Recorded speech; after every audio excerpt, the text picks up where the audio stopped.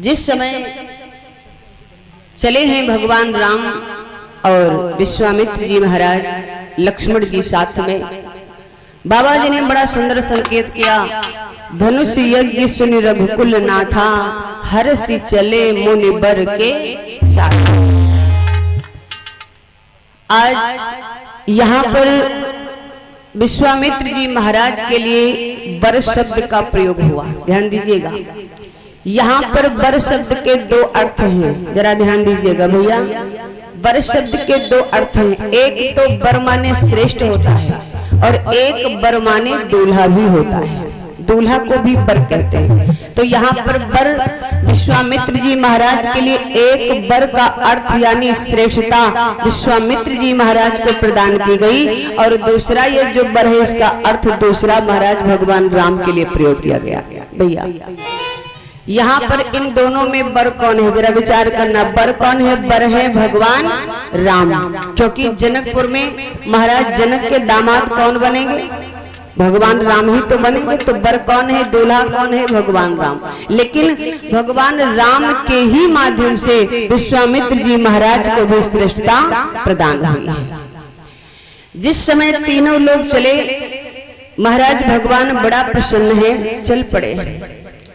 चलते चलते जा रहे थे तो विश्वामित्र जी महाराज ने कहा, देखिए राम, आगे एक आश्रम मिलेगा और उस आश्रम पर थोड़ा तुम्हें रुकना पड़ेगा। जब ये बात कही कि तुम्हें थोड़ा रुकना पड़ेगा, तो भगवान राम ने कहा, गुरुदेव आप ये बात क्यों कहते हो? आश्रम मिलेगा आगे और हमें रुकना पड़ेगा, तो आप ये बात क्यों कह रहे हो? विश्वामित्र जी महाराज ने कहा, क्यों, मैंने कह दिया कुछ गलत हो गया? बोले नहीं नहीं महाराज, गलत तो नहीं हुआ, लेकिन कहने का मतलब हमारे ये है कि जिस आश्रम पर हमको रुकना है उस आश्रम पर जो संत होंगे उनको चाहिए कि वो हमको रोके। लेकिन फिर आप क्यों कह रहे हो कि वहां पर रुकना है?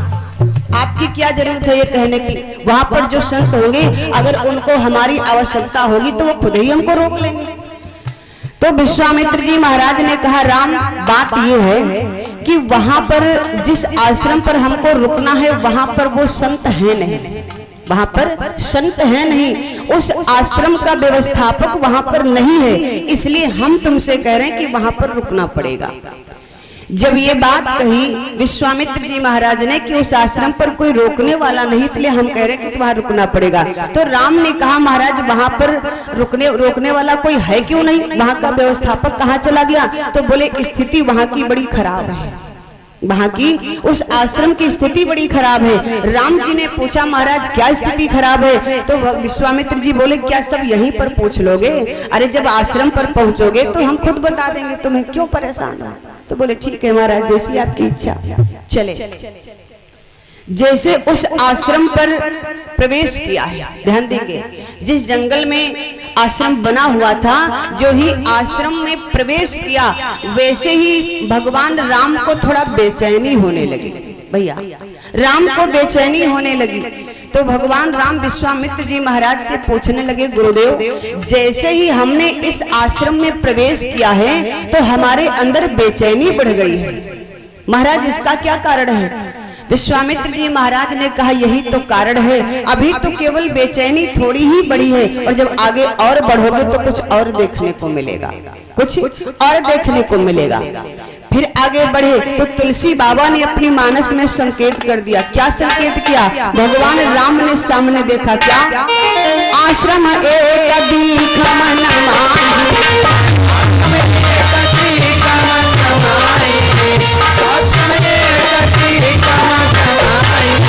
आश्रम एक दीख मग माही, भगमग जीव जंतु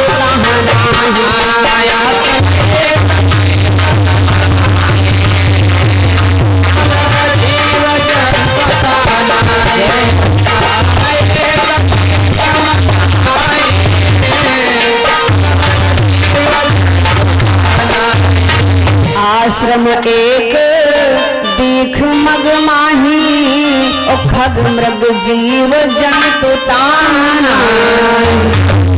देखा भगवान राम ने देखा है जिस समय उस आश्रम को, तो क्या देखा? उस आश्रम में जितने भी वृक्ष लगे थे वो वृक्ष सब सूख गए थे भैया। ना तो वहां पर कोई मृग दिखाई दे रहे, एक भी मृग नहीं दिखाई दिया, एक भी पशु पक्षी नहीं दिखाई दिया। तो राम के मन में शंका बन गई भैया, राम के मन में शंका बन गई। राम कहने लगे गुरुदेव एक बात बताइए। महाराज बोले क्या? बोले इस आश्रम पर ना यहाँ पर जो पेड़ लगे हैं महाराज देखो सारे पेड़ सूख गए हैं, ना तो हमें कोई पक्षी दिखाई दे रहा है, ना तो यहाँ पर एक भी मृग दिखाई दे रहा है। ये कैसा आश्रम है? मुझे तो लग रहा है महाराज यहाँ पर प्रदूषण कुछ ज्यादा ही हो गया है, यहाँ पर प्रदूषण ज्यादा हो गया है, इसीलिए ये वृक्ष जो है ये सूख गए हैं। प्रदूषण ज्यादा होने से वृक्ष सूख जाते हैं। तो राम ने कहा गुरुदेव मुझे लग रहा है इस आश्रम पर प्रदूषण ज्यादा हो गया, इसलिए महाराज वृक्ष सूख गए। विश्वामित्र जी महाराज ने कहा हाँ राम बात तो तुम्हारी ठीक है, यहाँ पर प्रदूषण ही फैल गया है इसलिए यहाँ के वृक्ष सूख गए। और इतना ही नहीं और आगे बढ़ो। जब और आगे बढ़े तो राम जी ने क्या देखा भैया? जब थोड़ा और आगे बढ़े तो भगवान ने क्या देखा? एक शिला को देखा, जो शिला नारी के आकृति की बनी हुई थी, उस शिला को देखा। और जब शिला को देखा तो राम ने विश्वामित्र जी से पूछा भैया आज ब्रह्म परमात्मा से एक जीवात्मा के विषय में पूछ रहा है। ध्यान दीजिएगा भैया, एक ब्रह्म जो है नारायण आज महात्मा से जीवात्मा के विषय में पूछ रहे हैं, जबकि जीवात्मा को चाहिए महात्मा से परमात्मा के विषय में सोचे, उसके विषय में पूछे। लेकिन यहाँ पर तो सब उल्टा हो रहा है, यहाँ पर उल्टा हो रहा है। परमात्मा महात्मा से जीवात्मा के विषय में पूछ रहा है, जबकि चाहिए ये कि जीवात्मा महात्मा से परमात्मा के विषय में पूछे, लेकिन यहाँ उल्टा हो रहा है। लेकिन धन्य है भैया जिस समय राम ने देखा किसको? एक शिला को देखा, और वो शिला नारी के आकृति की बनी हुई थी। तो भगवान राम विश्वामित्र जी से बोले गुरुदेव यहाँ पर हमारे मन में कुछ शंका उत्पन्न हो रही गुरुदेव। तो विश्वामित्र जी ने कहा कौन सी शंका बताइए, हम तुम्हारी शंका का समाधान करेंगे। भगवान राम ने पूछा, बाबा जी ने मानस में संकेत कर दिया क्या कि पूछा मो नहीं, पूछा मो नहीं, शिला प्रभु देखी, शिला प्रभु देखी, सकल कथा मोरी कहा, पूछा मो नहीं, शिला प्रभु देखी, शिला प्रभु देखी, सकल कथा मोरी कहे पूछा मो नहीं, शिला प्रभु देखी, शिला प्रभु देखी, सकल कथा मोरे कहा तुझसे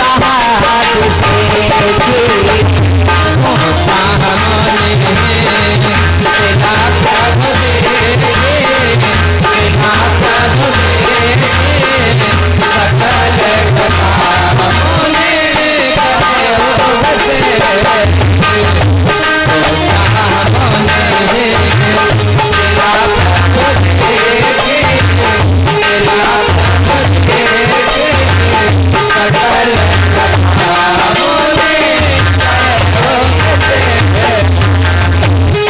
विश्वामित्र जी महाराज से भगवान राम ने पूछा, पूछा मुनि शिला प्रभु देखी, सकल कथा मुनि कहा विषेक। भगवान राम ने विश्वामित्र जी महाराज से पूछा गुरुदेव ये सामने जो महाराज शिला दिखाई दे रही है महाराज ये शिला कैसी है? और देख करके राम को आश्चर्यचकित हो गए भगवान राम, क्योंकि वो शिला ही ऐसी थी भैया। अगर ऐसी ही शिला गोल मटोल पड़ी होती तो शायद राम को इस बात की शंका न होती, लेकिन उस शिला को देख करके शंका तो तब बनी क्योंकि शिला की जो आकृति थी वो नारी के समान बनी हुई थी। शिला की आकृति नारी के समान बनी हुई थी, इसलिए राम ने सोचा आज तक हमने शिलाएं तो बहुत देखी, पत्थर तो बहुत देखे, लेकिन इस प्रकार की शिला आज पहली बार देख रहा हूँ। इसलिए गुरुदेव से पूछा महाराज इसका कारण क्या है? इसमें कोई न कोई राज तो छुपा है महाराज। विश्वामित्र जी महाराज ने कहा, राम तुम सही कह रहे हो, तुम बिल्कुल ठीक कह रहे हो। ये जो शिला देख रहे हो, ये शिला कोई साधारण शिला नहीं है। तो बोले भगवान फिर ये बताओ गुरुदेव, ये कैसी शिला है?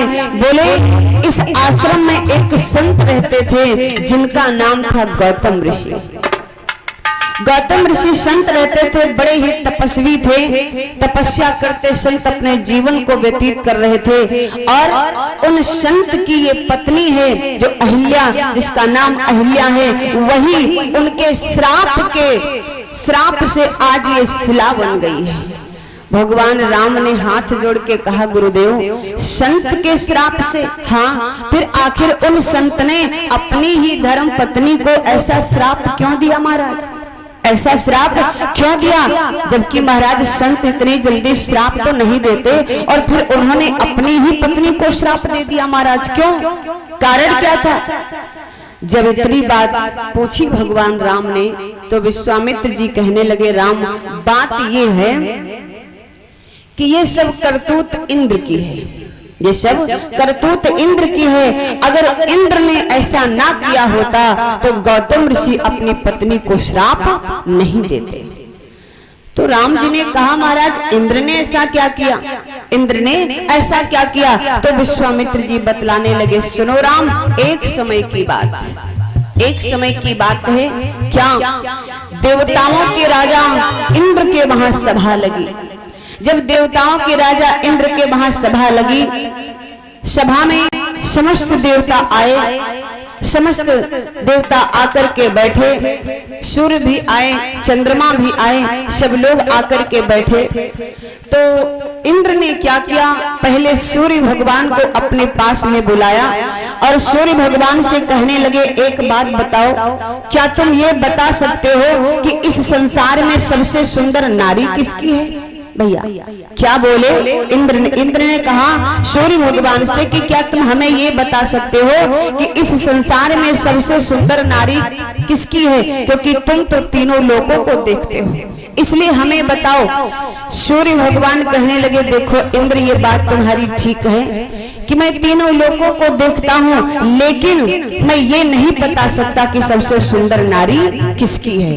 क्यों? क्योंकि मेरे में इतना प्रकाश होता है, मेरे में इतना तेज होता है कि कोई भी स्त्री और पुरुष हमारे सामने टिक नहीं पाता। भैया जब कड़ाके की धूप हो, बताओ कोई धूप में रुक पाएगा? न तो स्त्री रुक पाएगी और न ही पुरुष रुक पाएगा। कोई रुक पाएगा भैया? नहीं रुक पाएगा।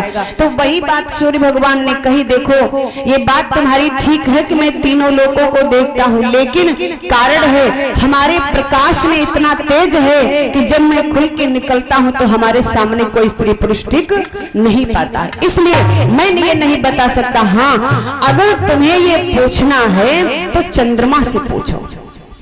क्या बोले सूर्य भगवान? अगर तुम्हें ये पूछना है तो चंद्रमा से पूछो, क्योंकि चंद्रमा रात्र में निकलता है और चंद्रमा के प्रकाश में इतनी शीतलता होती है कि उनके प्रकाश में स्त्री और पुरुष सभी बाहर निकला करते, बाहर टहला करते।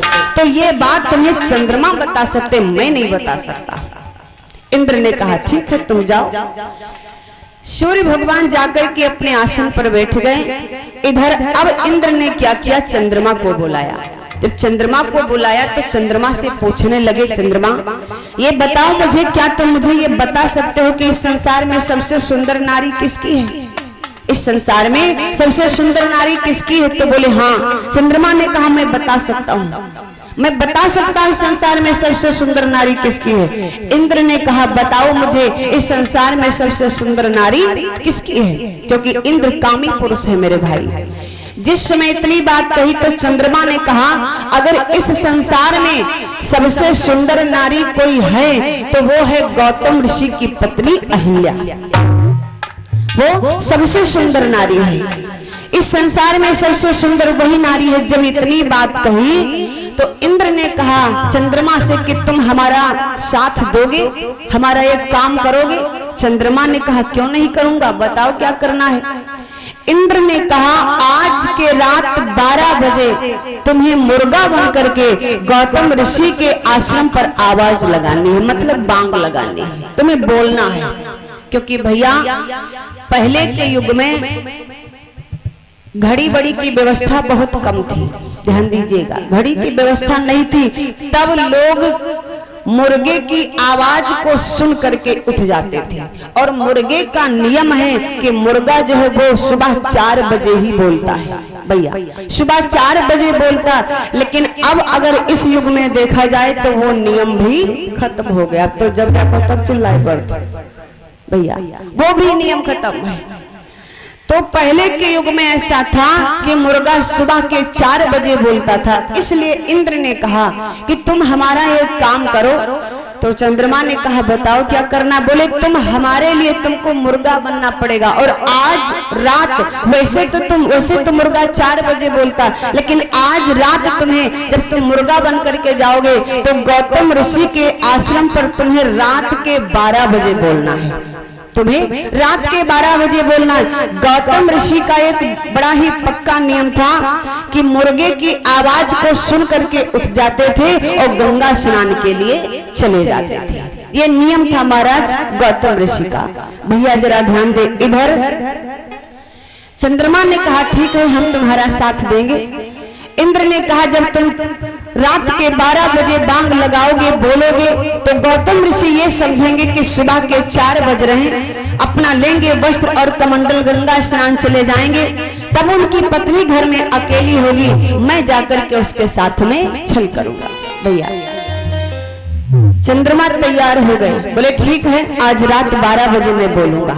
इधर गौतम ऋषि का बड़ा नियम पक्का, बड़ा सुंदर भाव दिया। क्या कि गौतम ऋषि का सदा का नियम था, गौतम ऋषि का सदा का नियम था, नहाते थे गंगा, अरे नहाते थे गंगा, सवेरे सवेरे नहाते थे गंगा, सवेरे सवेरे नहाते थे गंगा,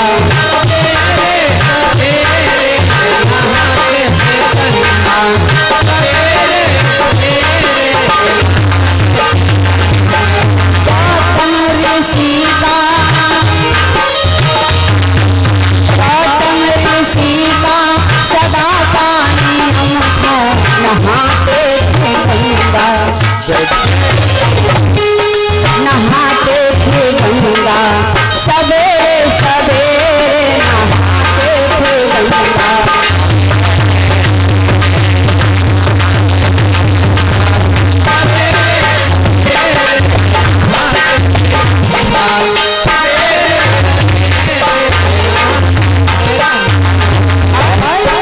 इधर इंद्र ने क्या कहा चंद्रमा से, कहा इंद्र चंदा से बन जाओ मुर्गा, कहा इंद्र चंदा से बन जाओ मुर्गा, कहा इंद्र चंदा से बन जाओ मुर्गा। गौतम ऋषि के जयकारे पे बोलो, गौतम ऋषि के जयकारे पे बोलो, गौतम ऋषि के जयकारे पे बोलो। सवेरा समझ के, सवेरा समझ के चले जाएंगे वो तो गंगा नहाने, वो तो गंगा नहाने, सवेरे सवेरे गंगा नहाने।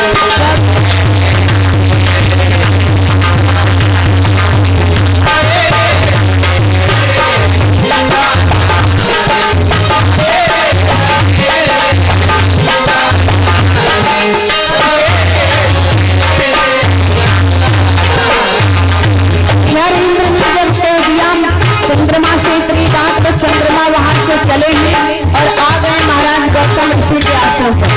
जब गौतम ऋषि के आश्रम पर आए तो मुर्गे का वेश बनाया और बोले क्या, आधी रात में मुर्गा जब ये है बोला, आधी रात में मुर्गा जब है बोला, आधी रात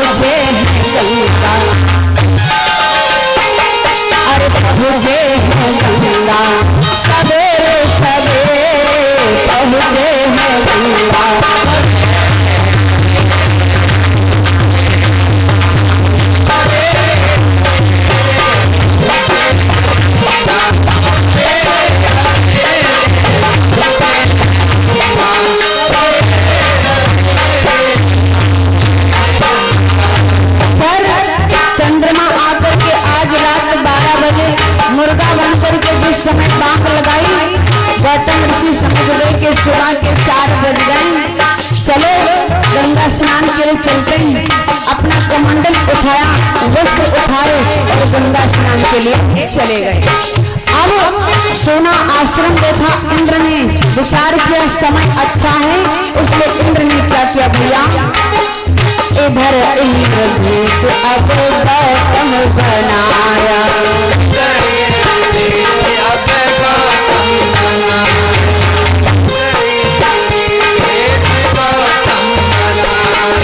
तारे पे जा करके आवाज लगाया, तारे पे जा करके आवाज लगाया, तारे पे जा करके आवाज लगाया। अहिल्या ने समझा, अहिल्या ने समझा पति द्वार आए, खोले भोले किवाड़े, सवेरे सवेरे भोले किवाड़े,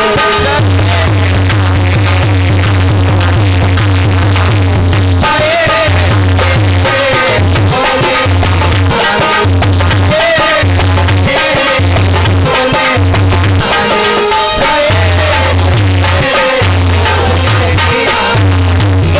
इंद्र ने गौतम ऋषि का वेश बना लिया और वेश बना करके जैसे ही कुटिया के पास में आया, आवाज लगाता है, देवी दरवाजा खोलो। और जैसे इतनी आवाज लगाई, अहिल्या ने क्या किया, विचार किया हमारे पति गंगा स्नान से वापस आ गए, तुरंत दरवाजा खोल दिया। इंद्र गौतम ऋषि का वेश बनाए कुटिया के अंदर प्रवेश कर गया और उधर गौतम ऋषि जो है, जो गंगा स्नान के लिए गए हैं, वस्त्र ऊपर रख दिए, लिया कमंडल और गंगा जी में प्रवेश किया। जैसे ही गंगा जी में प्रवेश किया, आधी रात का समय है, गंगा जी सो रही भैया, और जो ही कमंडल को डुबोया गौतम ऋषि ने, तो गंगा जी जाकर ध्यान दें, गौतम ने जाकर कमंडल डुबोया, गौतम ने जाकर कमंडल डुबोया, गौतम ने जाकर कमंडल डुबोया, गंगा ने सत्य सुनाया, गंगा ने सत्य सुनाया, गंगा सत्य सुनाया। आओ अधम नीच, जाओ अधम नीच पापी तो घर को किया इंद्र अधर्म, किया इंद्र अधर्म, सवेरे सवेरे क्या इंद्र अधर्म,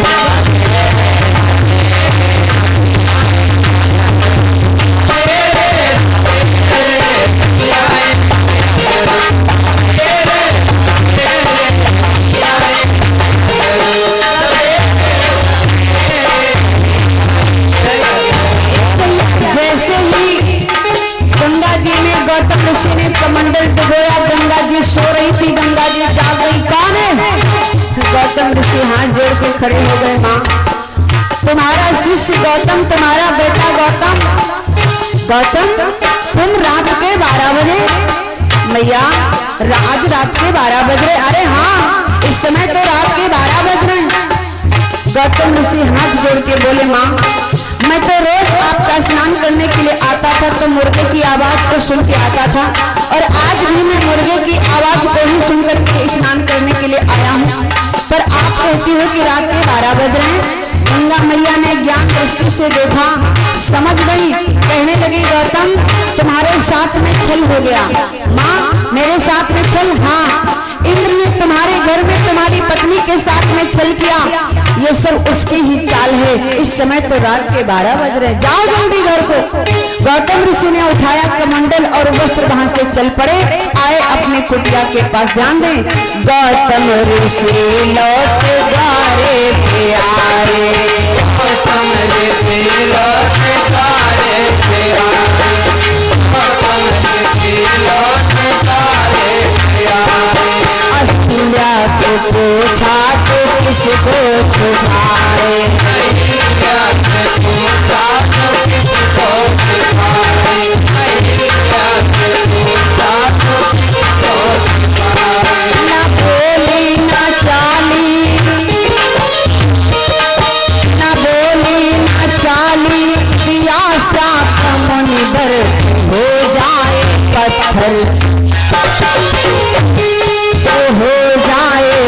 पत्थर सवेरे सवेरे हो जा तो पत्थर।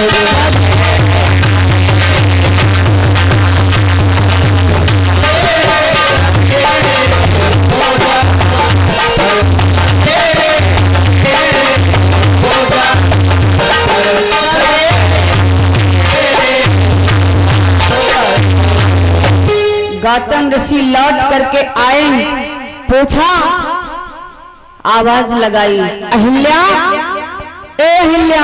अब अहिल्या चक्कर में पड़ गई, ये तो मेरे स्वामी की आवाज है और एक पति मेरे पास में बैठा और एक पति मेरा आवाज दे रहा है। आज अहिल्या की समझ में नहीं आया ये हमारे साथ क्या हो रहा है, क्या हो रहा है।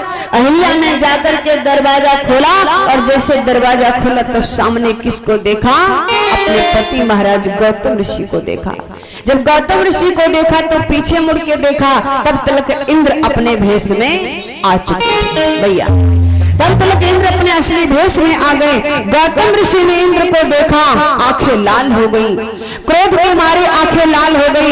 इधर इंद्र को श्राप दे दिया, किसने, गौतम ऋषि ने। अरे इंद्र, तू देवताओं का राजा है लेकिन फिर भी तेरे मन में ऐसा छल, जा मैं तुझे श्राप देता हूँ। क्या श्राप दिया भैया, गौतम ऋषि ने इंद्र को श्राप दिया, जा इंद्र, कहाँ गौतम छलकियो हमारे,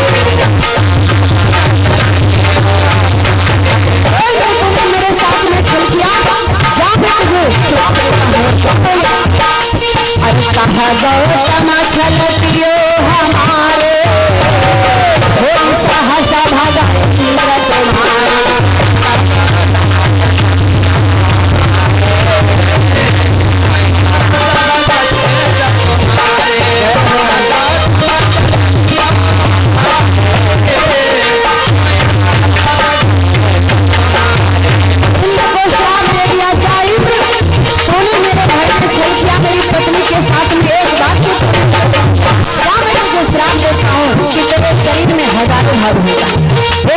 ऐसा जब श्राप दिया, फिर देखा इसको चंद्रमा को जो मुर्गा बने टहल रहे, और जैसे गौतम ऋषि ने चंद्रमा को देखा तो चंद्रमा को भी श्राप दे दिया, तूने एक अधर्मी का साथ दिया है, जा मैं तुझे भी श्राप देता हूँ। क्या श्राप दिया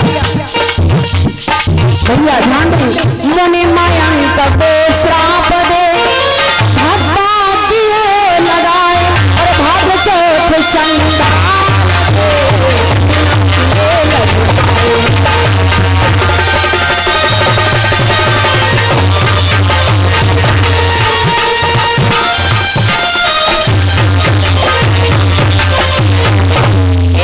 चंद्रमा को भी श्राप दे दिया, जा चंद्रमा, तूने एक अधर्मी का साथ दिया है, तो भी कुमंत पर चल गया, कुपंथी मार्गी का साथ दिया, इसलिए जा मैं तुझे श्राप देता हूँ कि आज के बाद भादव की शुक्ल पक्ष चौथ को जो तुझे देखेगा उसे बिना किए का पाप लगेगा।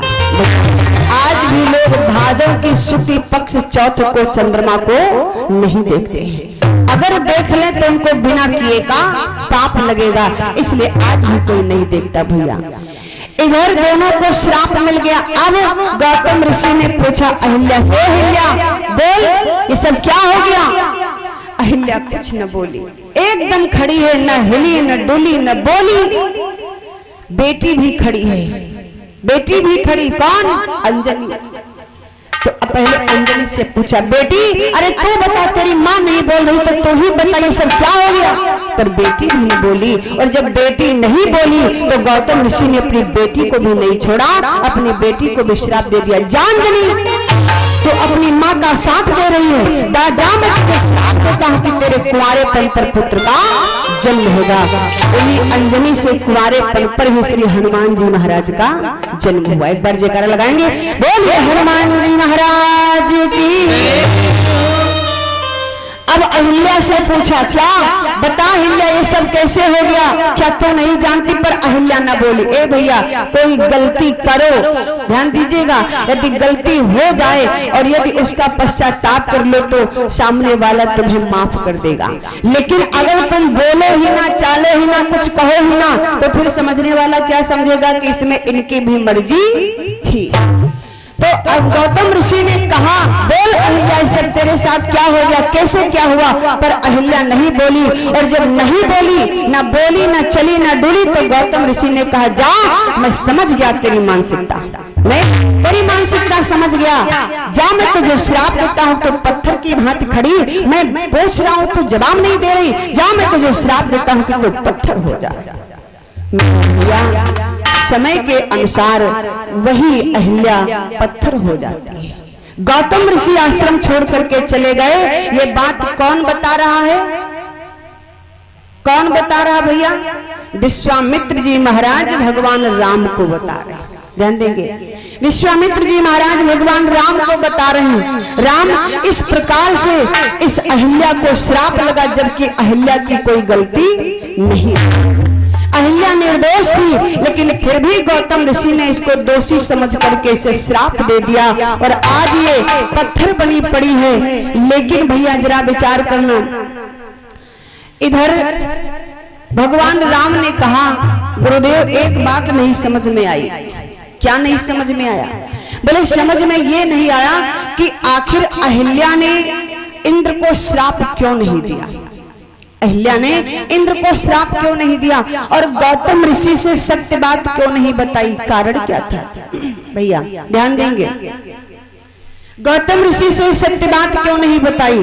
जिस समय गौतम ऋषि ने श्राप दिया कि जा अहिल्या तो पत्थर हो जा, जा अहिल्या तो पत्थर हो जा, तूने इंद्र का विरोध नहीं किया, तूने इंद्र का विरोध नहीं किया, तूने उसे श्राप नहीं दिया, मैं तुझे श्राप देता हूँ। तो गौतम ऋषि की जो पत्नी थी वो कहने लगी, महाराज पहले हमारी बात तो सुन लो। क्या बोली? पहले हमारी बात तो सुन लो तब मुझे श्राप दो। तो कहने लगे गौतम ऋषि, बोलो क्या कहना चाहती हूँ? बोले मैं ये कहना चाहती हूँ, भैया जी की तरफ से 20 मुद्राएं भगवान के चरणों में दान। बोलिए शंकर भगवान की। भैया गौतम ऋषि ने जब श्राप दिया कि जा तो पत्थर हो जा, क्या हाथ जोड़ के बोल पड़ी, महाराज श्राप देने से पहले हमारी बात तो सुन लो, उसके बाद आप मुझे श्राप दे देना। अगर हमारी गलती हो तो मुझे श्राप दे देना, मुझे श्राप मंजूर है, लेकिन पहले मेरी बात तो सुन लो। तो गौतम ऋषि ने कहा, कहो क्या कहना चाहते हो, बताओ क्या बात बताना चाहते हो? बोली महाराज इंद्र भेष बदल करके आया था, इसलिए मैं पहचान न पाई। इंद्र भेष बदल करके आया था, इस समय इस वजह से मैं पहचान नहीं पाई। तो महाराज इसमें हमारी गलती क्या है, हमारी गलती कहाँ से है, और आपने मुझे श्राप दे दिया। तो गौतम ऋषि ने कहा, अहिल्या ठीक है, मैं तेरी बात मानता हूँ कि इंद्र भेष बदल के आया तो पहचान न पाई, तब ऐसा हुआ, लेकिन जब तू जान पाई थी तब तो तुझे श्राप देना चाहिए था। जब तू पहचान पाई थी कि ये इंद्र है और इसने तेरे साथ में छल किया, तब तो तुझे श्राप देना चाहिए था। अगर तू श्राप दे देती इंद्र को तो मुझे श्राप देने की जरूरत नहीं पड़ती, मुझे श्राप देने की जरूरत नहीं पड़ती अगर तू श्राप दे देती। क्योंकि सुनो, गौतम ऋषि कहने लगे, अरे छल तो बिंदा के भी साथ में हुआ था। जानते भैया, बोले छल तो बिंदा के भी साथ में हुआ था, लेकिन जब भगवान नारायण जालंधर का भेष बना करके गए, बिंदा के साथ छल किया, जब भेष बना के गए तब तो बिंदा नहीं जान पाई, छल हो गया बिंदा के साथ, लेकिन बाद में जब जान पाई तो बोलो नारायण को श्राप दिया था कि नहीं दिया था, जाओ पत्थर हो जाओ। वही भगवान नारायण सालिक राम बन के गंडकी नदी में पड़े। भैया ध्यान दीजिएगा। तो बोले जब वो जान पाई थी तब तो उसने श्राप दे दिया, पर तूने क्यों नहीं दिया, तूने क्यों नहीं दिया? ए भैया, किसी ने कहा कि अगर नारायण ने ऐसा किया